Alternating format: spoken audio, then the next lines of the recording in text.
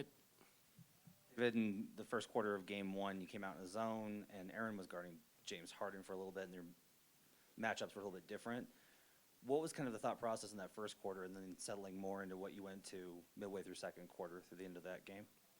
We're going to feel it out, try different things. That had nothing to do with them just walking into the paint and laying the ball in. That's not an adjustment. That's just us not being aggressive enough. But, no, we're going to change things up a lot. We'll do something different tonight at some point. You have to. You have to make them think a little bit and not just run script offense. They're too good. And we are too. And that's why they did different things to us. So, obviously not going to tell you what we're going to do, but we're definitely going to throw some things out there, change the matchups. Change coverages also based around the fact that you want your guys to get to the end of the game. And they had enough to finish the game in overtime. So sometimes your adjustments are actually just trying to get guys through the game. They don't necessarily work for a 2-minute run, but you can't expect guys to do certain things for 48 minutes. It's just not possible. On their end, too. So, you'll see some different things, and some may work, some may not, but you have to try stuff against a team like this. There was a play in the fourth quarter where Nikola pre-switched with Aaron. It was on like a sideline out of bounds. Yeah. And I'm pretty sure it was in relation to something he saw earlier in the game. How uncommon of a skill is that for a player to see something one time and be like, hey, let's make this pre-switch or this adjustment on the fly like that? It's leadership and it's intelligence, IQ, actually paying attention. We watch a lot of film, looking at their late game stuff that we walked through maybe last Wednesday, and he recognizes the alignment, puts himself in a better position to help guard it, help his teammates out. And we go through all that stuff, and it's so much information to give players. Some guys, like the 3-time MVP, can take all that information, play 45 minutes, look at the alignment, change what we're doing because it's the right things, what we talked about. Just another layer of how special a player he is.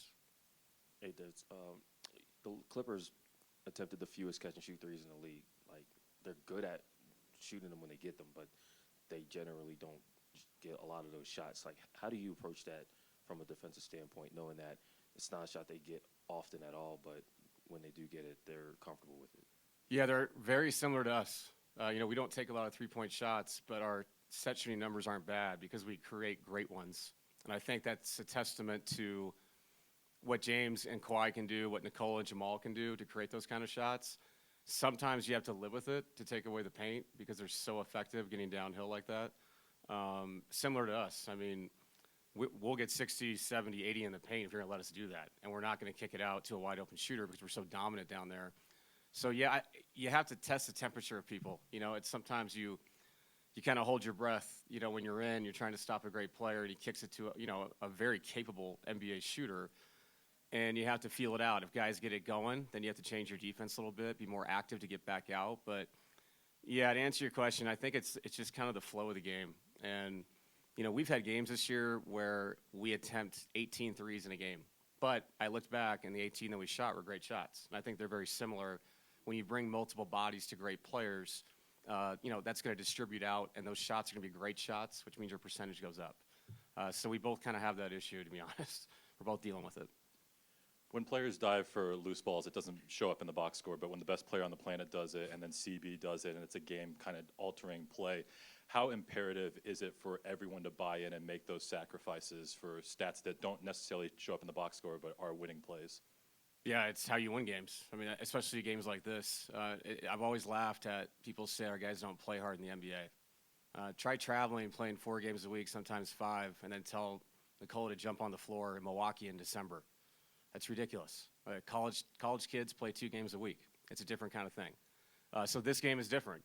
We've had rest. They're putting their body on the line. You're not trying to get them through the season to be in this moment. We are literally in the moment. And you could see it out there. Not just us, them. They were all over the floor. There's a play where Nikola dove, and I think he took out a few guys, and Chris Dunn and him are on the floor, and they're getting back up, trying to get back into play. That's playoff basketball. That's the way it is. The physicality is different. Your effort level has to be different. And to see your best player, in my opinion, the best player in the world, do that, it says a lot about him as a leader. And obviously Christian does that all night. Every night. I don't know how he got through the season the way he plays. He plays like he has 5 days off every game. So CB is a special, special animal that way. Coach, I know that we've asked you a lot about Michael Porter over this week. Just how much with the matchups that they are putting out there, oftentimes they're putting Kawhi on him, oftentimes they're putting an elite perimeter defender on him. How much of his matchup and his success is just dictating that matchup and forcing them to kind of make that adjustment? And then how much do you fight through it versus kind of spacing?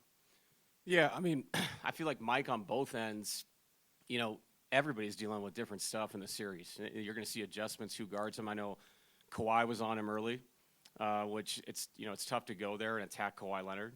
But you can space knowing that Kawhi is an active defender, and you can do things correctly, and you'll find shots that way just by not being involved. I really mean that. And then when he gets matchups, and I have to do a better job trying to get him free and get him looks. He's a world-class shooter. He's one of the best shooters I've ever seen. That's on me. But I think on the defensive end, you got to be engaged. And you just talked about the open threes we give up. If we're going to take away the paint, and your responsibility as a low man is to impact Zubac as he rolls the rim, then you got to do that. Not just him, everybody. And if you can't do that, I can't keep you in the game because James Harden's too good in pick and roll, and Zubac is going to catch the ball, and it's all about effort, physicality, and the rotations behind it. And every man is going to react to the next man. If I do my job at a high level, I'm right behind you doing the same thing. And Michael, that's the expectation for him and all the guys out there, that are going to play in this game. And the guys that didn't play last game, the expectation is the same for them if they come in. So that's my expectation of Michael and the rest of the team. Coach, how quickly can you tell if a player's engaged or not engaged in a game? I don't think it's a mind thing. I think it's just the physicality. And it's also nothing to me stands out more than, when we're not taking fouls or we're not physical at the basket or we're not taking chances to attack the ball. That can be an individual thing. I thought it was a team thing in the first quarter. We talked about the adjustments and all this stuff and the coverages, but I didn't think we were ready to roll defensively. And maybe it was the first 5 minutes was really an interesting 5 where they scored, we scored, and then all of a sudden we weren't scoring and they still were scoring. And you can't fall into that in the playoffs. These games are what they are. They're going to slow down. The possessions are going to be longer. You have to find a way to get your mind ready defensively from the tip. And I thought we just flowed with them. And then they took it to a different level, and then we finally matched it, and I thought surpassed it, late in the game. David, obviously the Clippers threw a lot of different looks at Nikola. There are also plenty of possessions where Zubac was, guarding them pretty straight up, pretty physical with him. How did you feel about the way that they kind of approached guarding Nikola in that first matchup and how he handled that matchup with Zubac? I was not surprised. I mean, we've seen everything that they did. Sometimes what you do is based on your personnel, how successful you are. Obviously, Zubac he is physical. He's one of the best defensive bigs in the league. It makes sense to let him guard him sometimes. I thought we did a great job when they decided to assign, meaning they doubled off different areas of the floor. We found cutters for layups late in the game. That's the expectation. And if they're going to take away those cutters, then the weak side three is going to be open. We have to take advantage of that. And again, Nikola was so patient like he always is. And I think I said it yesterday. He had 9 assists. He could have had 16, 17 assists. So you just have to be okay with that. And the reason why we won the game is because Aaron, CB, and Russ made enormous shots because we kept cutting, sticking to the game plan, being patient, take care of the ball, take the shots that are available. If we do that, we're going to be in it at the end of the game. That's all we want, a chance to win.